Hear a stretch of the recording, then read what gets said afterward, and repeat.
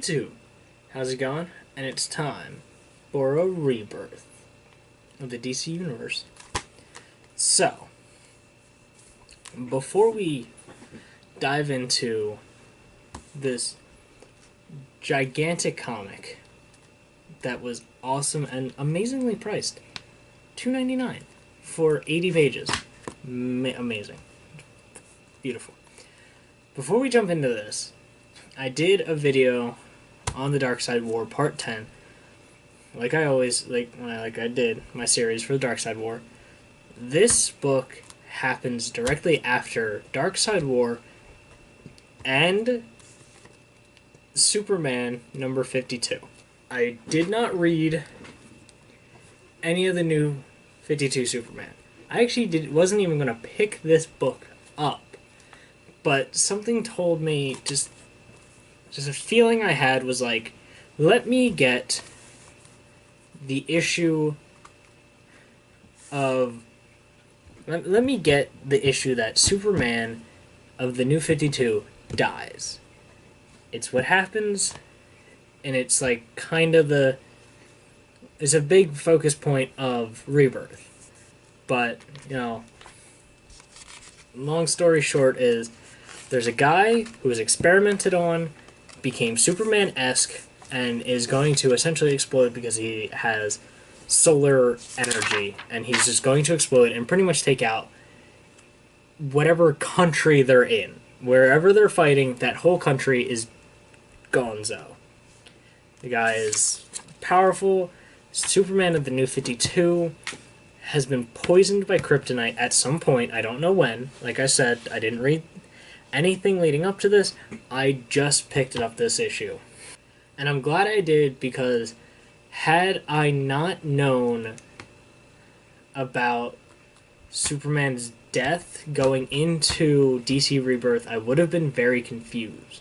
Not very confused, I would have figured it out, but I would have been like, what exactly happened? This isn't the full story of what happened, but you understand he was poisoned by kryptonite and he's fighting this really powerful guy. He pushes... The fight ends up... New 52 Superman takes the imposter, tries to fly him into the sun. Original Superman, pre-New 52 Superman, shows up and carries them into space farther. New 52 Superman is like, thank you for your help, I've got this, and knocks pre-New 52 Superman away. And then the guy explodes. Superman, New 52 Superman, absorbs the entire blast, as well he should. It's like, that's what Superman does. He can do things like that.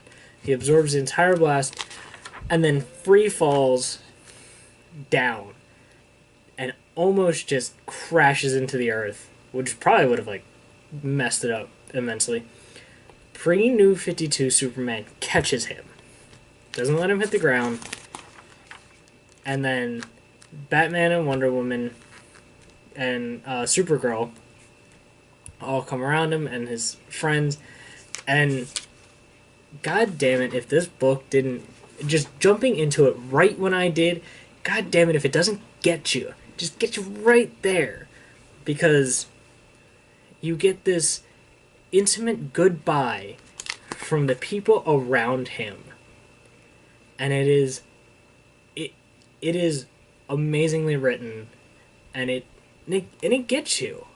Like, I jumped in with some notions of the pre-New 52 Superman, because I hadn't read it, and it's just like, god damn it, if that doesn't just get you, damn. It was good.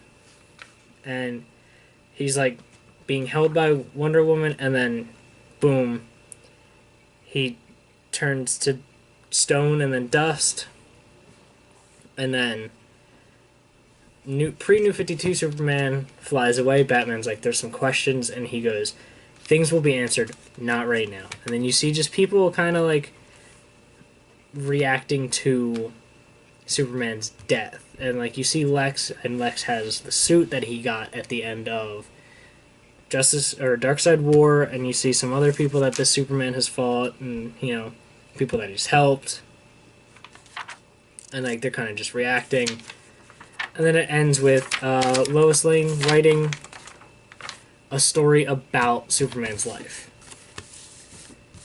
So, knowing that Superman dies, it's big deal. I know, like I should have made this its own issue, but I'm more doing this for Rebirth. Rebirth is what I want to talk about, but I wanted to give you guys some context to Rebirth. Hopefully you watched the Darkseid War video that came out probably a couple hours before this video did. So, if you'd like to get a fuller picture, kind of like just some other things that are going to be discussed in this book, if you want to get some context of where they came from, click here, annotations somewhere. I'm not exactly sure where. I'm just kind of now playing with annotations. So click the annotation. It'll take you to the Darkseid War video, the last part. And if the annotation doesn't stay long enough, I'll put it in the description below. So, DC Rebirth is an 80-page giant. It's only $3. And it is what's happening to the DC universe now. New 52 happened. It was mixed. And then after Convergence, which, annotation to the playlist here, I think, hopefully, maybe, that I have for the entire Convergence series. After that, the DCU took over, which was creativity over continuity, and then that didn't really work out that well, but there were some good stuff that came out of it, but all that is over now. So, what they did is this Rebirth. So it begins with just some watches, and you see the watch you see the watch in pieces, and this guy is talking, and he's like, I was given a watch, belonged to my father and his grandfather before that, and it's a generational watch, and it always worked, and it broke, and I knew that's when things were bad. So then same, and it's just this person narrating about the world as it is right now in the DC universe. And it's just kind of this weird, like, what is going on, like, what is happening. Now, the reason that you need Darkseid War Part 3 is, in Darkseid War Part 3, you learn there are 3 Jokers. Batman knows about 3 Jokers and is currently kind of tracking them all. And it looks like the 3 Jokers we have are pre-New 52 Joker, New 52 Joker, like the endgame version, and Killing Joke Joker. These are the 3 Jokers that it appears that we have that are essentially on the loose and have more or less been on the loose the whole time. It's really hard to say. But the person narrating, all of a sudden, boom, shows up, and it's Wally freaking West. And not the one from the New 52, the one pre-New 52, this Wally West. Red hair, like everything. And the one that everyone knows. The one that, and if you're my age, if you're like, 22, 21, that age, you knew him in the cartoon, you knew him in, Young Justice, he was Kid Flash, Wally West. And he's essentially saying he has been in the Speed Force since Flashpoint.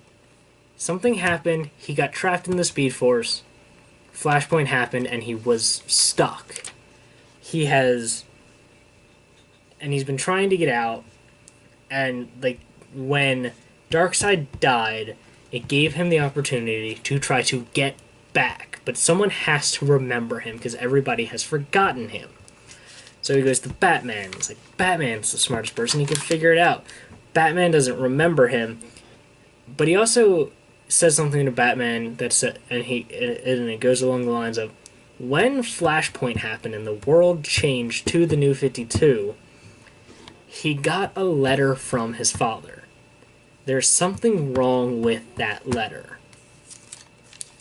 And Batman hears that and then looks at the letter. And then Wally is zipped back into the Speed Force, and he goes through his life, essentially, up until... Well, actually, it just goes through his life. How he got his powers, how he joined the Teen Titans, how Barry died, how he became the Flash, and how for a brief moment in time, there was a bunch of speedsters, and they were the Flash family. And they were happy. And, he talked about his love, Linda Park, and how much he loved her. And then he talked about Flashpoint. And, brief overview of what happens there. Barry goes and saves his mother. And then realizes that ruined everything. And then when he went to fix it, in the process of the timeline closing back up, someone reached out from beyond time and space in the universe and pulled away approximately 10 years from the universe. And it ruined everything. And then it cuts to a nursing home, and this guy is running away. This old man is running away from orderlies, and they're like, you need to come back. And he's like, no, my friends, they're out there. Wally appears to him, and he's like, listen, you need to know your friends. They're alive. And when I first saw this, I had no idea who this guy was, and I still kind of don't, but his name is Thunderbolt, and he is an original member of the Justice Society of America. So essentially Earth 2 characters like Jay Garrick and, people along that nature. He's one of the originals. Wally's saying his friends are still alive and he needs to save them. And the old man's like, I know, but I can't because I'm stuck here.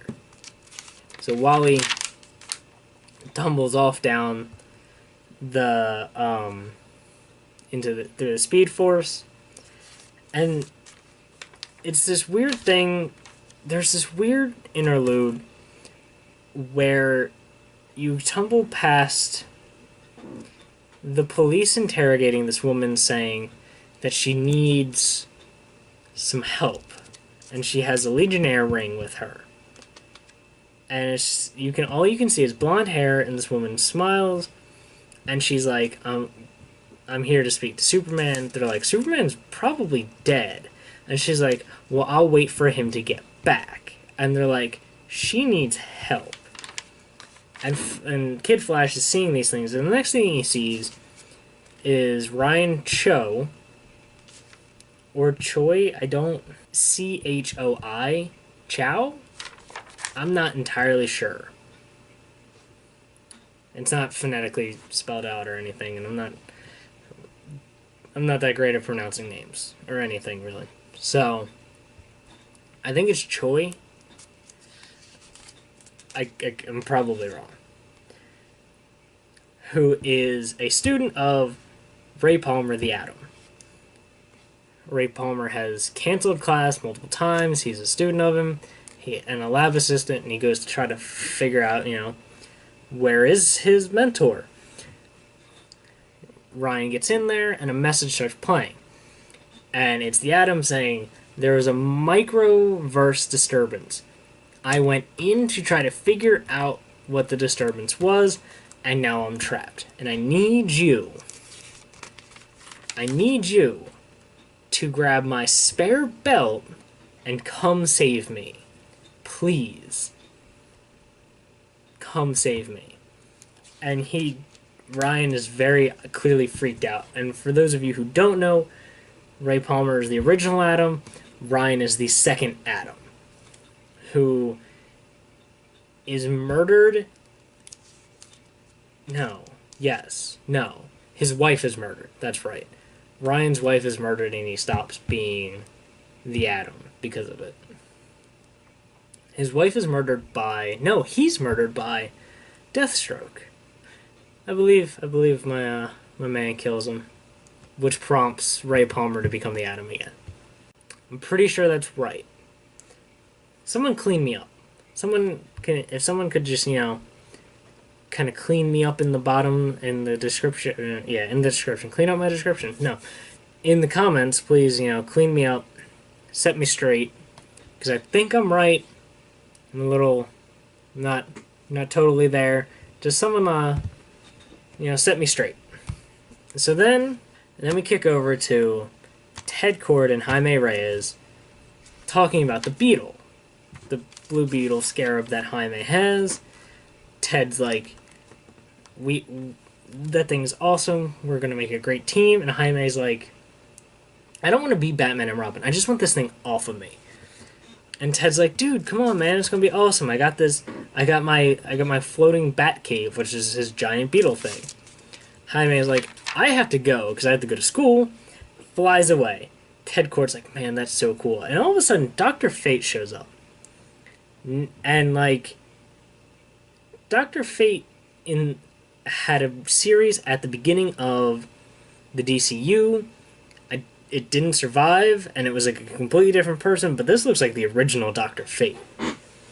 And says that the beetle on Jaime is not alien like people thought. It is evil magic. And Ted Kord just looks excited as hell. And then he just kind of tumbles through talking about new heroes, and you see it looks like Damian Wayne over a birthday cake by himself, blowing out the candle and just kind of smiling, and it's weird, and I don't know what it means. It's really creepy. You see Jessica Cruz, and she's just kind of talking to Hal, and she's talking about how she kind of has a problem with the Green Lantern Simon Baz. She didn't call him out by name, but she says, Green Lantern with a gun, Simon Baz carries a gun. And then we cut to a guy, Jackson, who I have learned is who Aqualad in Young Justice was either based on or was the mold, Calder, is this Jackson guy. And then something else. So then you cut to this woman running away, and then she stops and she's like, I'm going to tell everyone who you are. I have no idea who this woman is. And then all of a sudden she explodes in this blue light. And you kind of see, we've seen this blue explosion before. It's the same thing that happened to Owlman and Metron at the end of Darkseid War. Same kind of blue light thing. And then, so this book is broken up into chapters, so that's the end of chapter 2. The end of chapter 1 was when Wally got sucked back into the Speed Force after trying to contact Bruce, I believe. Yeah. So then we pop up on an island,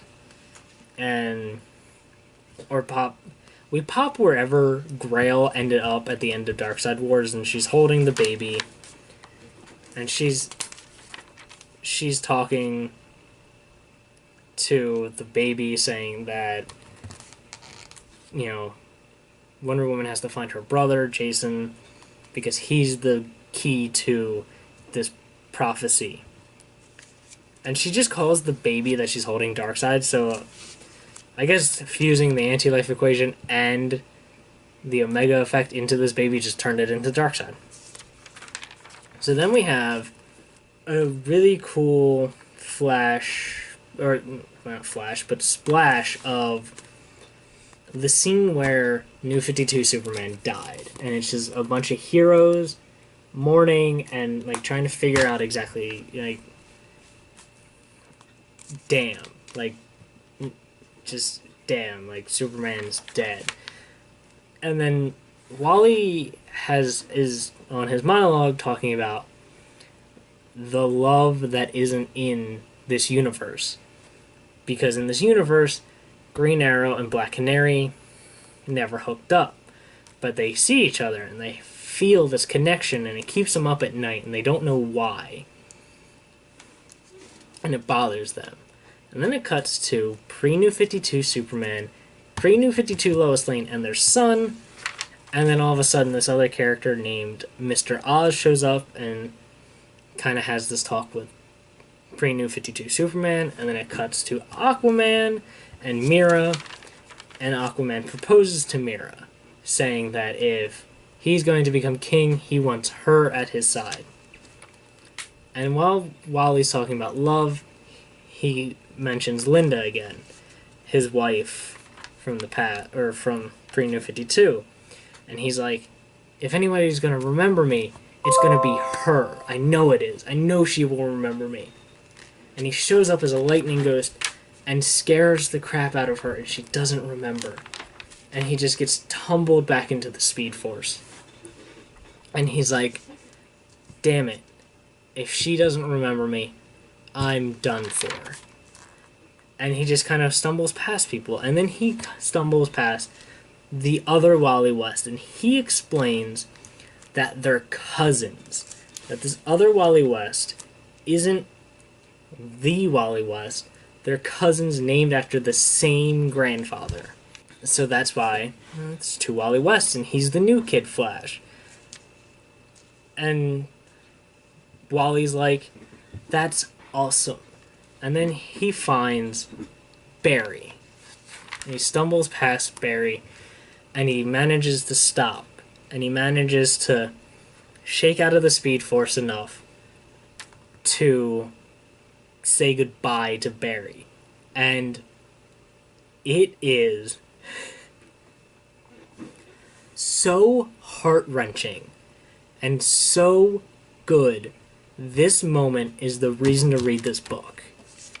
I'm almost breaking down now just talking about this moment, because it means so, it's so cool.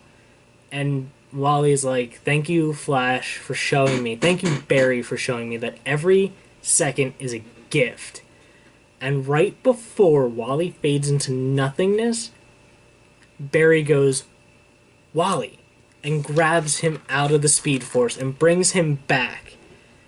And in tears, Barry goes, I remember you. I remember. How could I have forgotten my sidekick, my friend?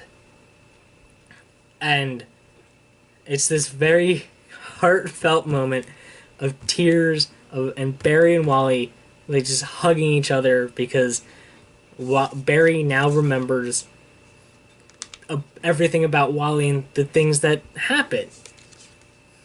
And Barry explains to him that when Flashpoint went to reset, someone reached in, and he tells him, and he says that they're watching. The person who did this is watching, and they're always watching. And we cut to Batman in the Batcave, and you see him chip out this. And then it goes to the epilogue, and you see this watch again. The watch that it was not the watch it was talking about, that Wally was... Not the watch Wally was talking about, but the same watch that you saw. And you see it piece itself back together and become fixed again. And then you just see this at the very end, meaning that the Watchmen is the cause. Maybe not the Watchmen themselves, but Dr. Manhattan is the cause for the New 52. Because Dr. Manhattan, if you've seen Watchmen or read it, when he kills people, they explode in a blue light and into nothingness, into this smoldering pile of ash. That's how Owlman died, that's how Metron died, and that's how that random woman died. In a blue light pile of ash. But it all doesn't even matter. Like, if you don't like that twist, whatever, this book cannot be tainted by that, because of the moment between Barry and Wally, this goodbye. I can't. If I were to read this again right now, and I've already read this, and I've talked about it with other people, if I were to try to read this again right now to you, I would cry again. It's that good. It's so good, and it's so heartfelt, and it means so much, and then it's just tapered off, and it's just bookended with the Watchmen are the reason, or at least Dr. Manhattan, at the very least, is the cause of the New 52. And the Watchmen are the bad guys, or going to be bad guys, or something. So, at the very least, Dr. Manhattan's going to be a bad guy. And actually, if you look at the cover, you can see a blue light, or a big bright white light, and a blue hand reaching out. So yeah, DC Universe Rebirth, #1. I think it's the only issue. I think it's just giant splash. It could have been 3 issues, but they made it 1. Made it this giant splash of awesomeness, and I loved it. And I am so on board for the DC Rebirth, and I really suggest picking this up. It's only $3. Read it, please. And Superman 52. Death of New 52 Superman. Read both of them. It worth it. It's awesome. And yeah, please let me know if you read this. Did you cry? Did you at least feel something? That's why I'm wearing this. This shirt, because of the flashes, I'm wearing a Flash shirt because of the feels that the Flash made me feel. So please, if you read it and you got the feels, let me know. Sound off in the comments. Who got the feels reading DC Rebirth when Wally was saying goodbye to Barry? But until then, and until the next video I come out with, I'll catch you guys later. Peace out. Don't forget to like, comment, and subscribe. Bye.